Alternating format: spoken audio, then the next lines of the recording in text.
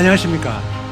그날이 왔습니다. 와, 이 기다리고 기다렸던 이 대부분 판결이 나왔는데요. 이 트럼프 행정부에서 부과한 이 상호관세가 드디어 위헌이라는 그런 판단이 나왔는데요.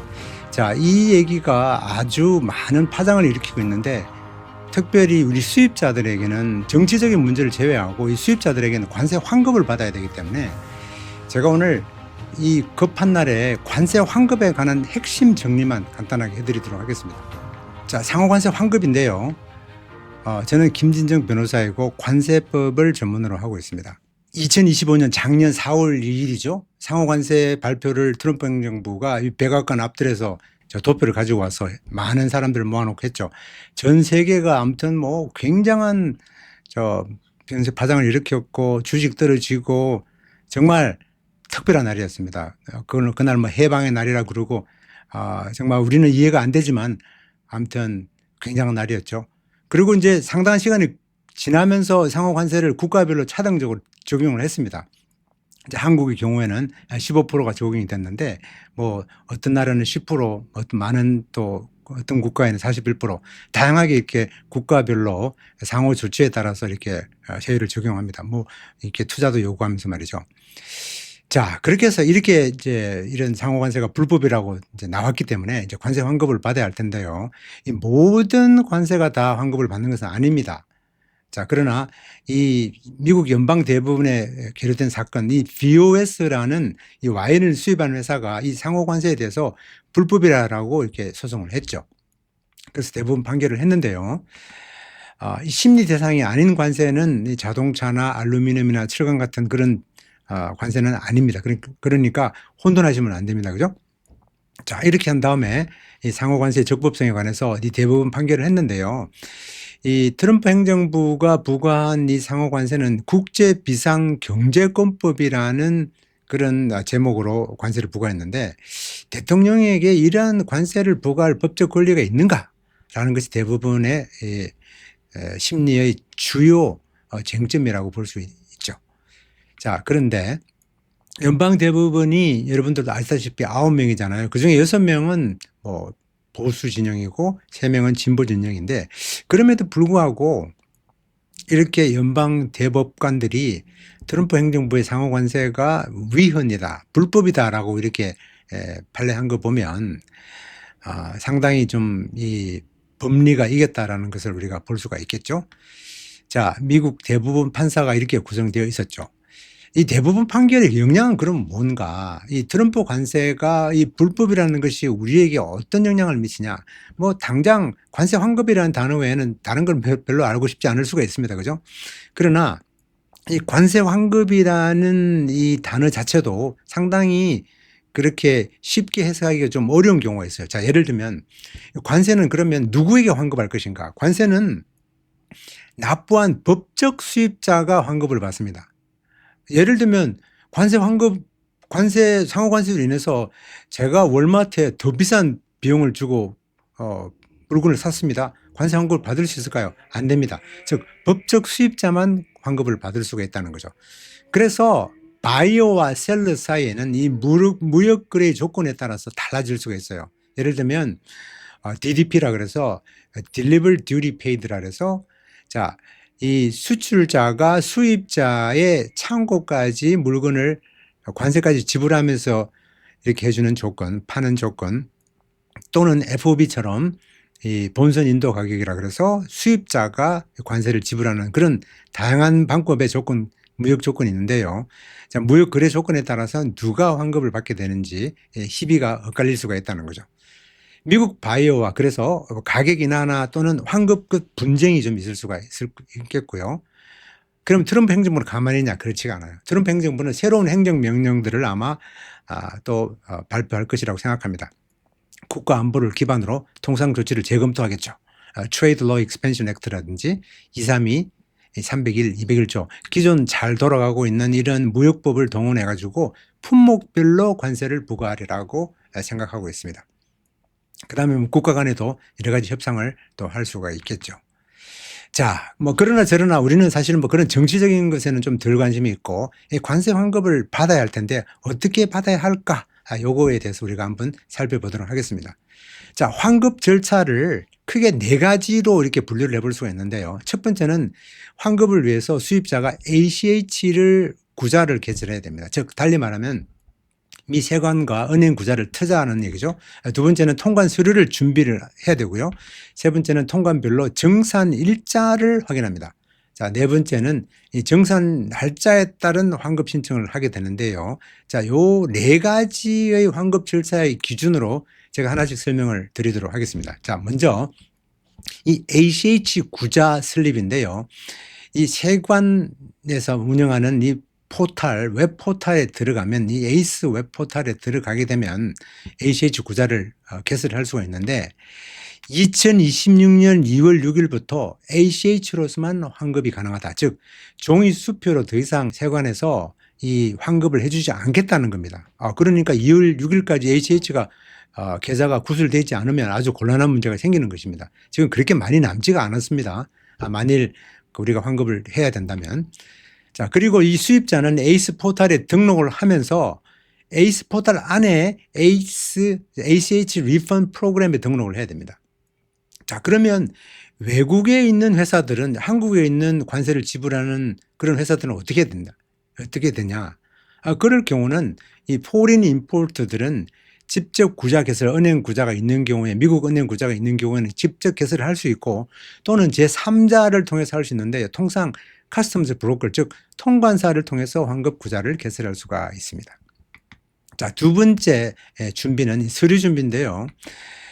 먼저 통관에 관한 서류들을 준비해야 되겠죠. 이 7501이라는 이 통관 서머리, 통관 명세서가 있는데요. 이 통관 명세서와 인보이스와 패킹 리스트, 선화 정권 등을 구비를 해야 되겠고, 제일 잘하는 방법은 통관 번호를 기준으로 통관 일자와 원산지와 품목 번호, 상품 명세, 지불된 관세, 정산인들을 딱 적어서 이렇게 준비를 해두면 아주 서류 준비가 됐다라고 볼 수가 있겠습니다. 자, 세 번째는 이 정산일자를 좀 설명을 해야 되는데요. 이 관세법 용어를 제가 잠깐 설명을 드리도록 하겠습니다. 이 통관일자는 여기서 수입 신고가 승인될 날짜를 의미하고요. 즉 수입을 마쳤다라고 이렇게 이해를 하시면 되겠고요.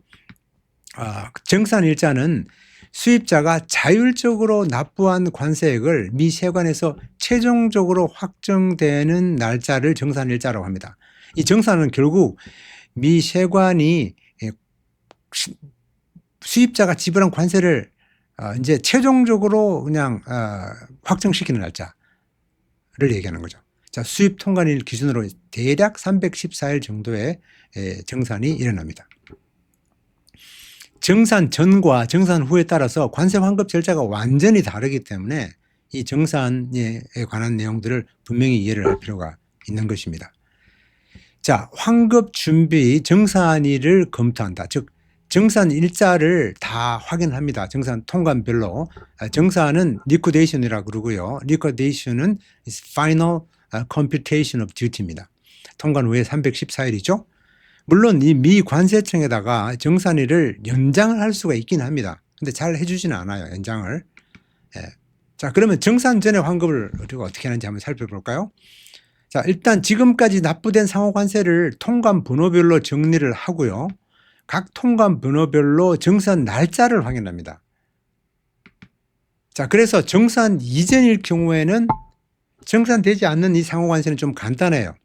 사후 정정 신고를 통해서 환급 신청하는데 이 사후 정정 신고는 뭐 말이 좀 복잡하지만 그냥 신고를 다시 하는 겁니다. 우리가 낸 세금을 확정 짓기 전에 다시 한번 신고를 하는 거예요. 복잡하지 않죠? 포스트 서머리 커렉션이라고도 부르는데 통상 우리 PSC라고 부르죠. 이 사후 정정 신고는 이 PSC는 통관일 날짜 기준으로 300일 이내에 해야 되는데요. 또 정산일 15일 이전에 완료돼야 됩니다. 자, 이 두 날짜 중에서 더 빠른 날짜가 적용이 되는데 왜냐하면 정산이 반드시 314일에 되는 것이 아니기 때문에 그렇습니다. 자, 정산 전에는 비교적 간단합니다. 달리 얘기하면 뭐 그냥 통관을 수정한다는 그런 컨셉이죠. 그러나 정산 후에는 얘기가 좀 달라집니다. 정산 후에는 단순한 수정이 아니라 일종의 이게 쟁이라고 볼 수 있는데요. 정산일로부터 180일 이내에 의 제기를 합니다. 즉 프로테스트를 관세청에 접수하는데요. 이 프로테스트는 폼 19을 사용하고 관련 서류들을 첨부해서 관세청에다가 관세 환급을 시도합니다. 자, 프로테스트를 하고 나면 관세청에서 이 프로테스트를 받고 바로 결정해 주느냐? 그렇지 않습니다. 제 경험으로 뭐 프로테스트를 하고 난 다음에 2년이 지났는데도 이 프로테스트를 결정을 안 해주는 경우가 있어요. 자, 그러면 엄청 답답하죠. 관세 환급을 빨리 받아야 되는데 결정을 안 해주니 얼마나 답답하겠습니까? 그래서 이럴 경우에는 가속 처분을 요청합니다. 이 프로테스트를 접수하면서 미 세관에다가 이 프로테스트를 좀 빨리 30일 이내에 좀 해주세요. 아니면 그냥 거절시키시라 라는 것이죠. 자, 승인이 되면 빨리 환급이 되는 거죠. 환급 절차가 신속히 진행되는 것이고, 만일 거절될 경우에는 다음 단계, 즉 국제무역법원에 소송이 가능한 것입니다. 자, 이렇게 가속 처분을 요청한 경우에 30일 안에 미세관에서 답을 하지 않을 경우에는 이것이 거절되었다라고 간주를 할 수 있는 것입니다. 자, 이러한 프로테스트 거부 후의 환급 절차는 좀 더 복잡합니다. 지금까지는 자, 정산 전에는 뭐 했다 그랬죠? 수정하면 되는 것이고, 자, 정산 후에는 수정이 아니라 거의 투쟁 수준으로 쟁의를 해야 되는 거고요. 행정부에다 하는 거죠. 자, 이제는 행정부가 아닙니다. 사법부로 넘어갑니다. 프로테스트 디나일 통지일부터 180일 이내에 US Court of International Trade, 즉 미국 무역법원에다가 소송을 하는 것입니다. 피고는 미국 정부가 되고요. 미국 법무부가 대응합니다.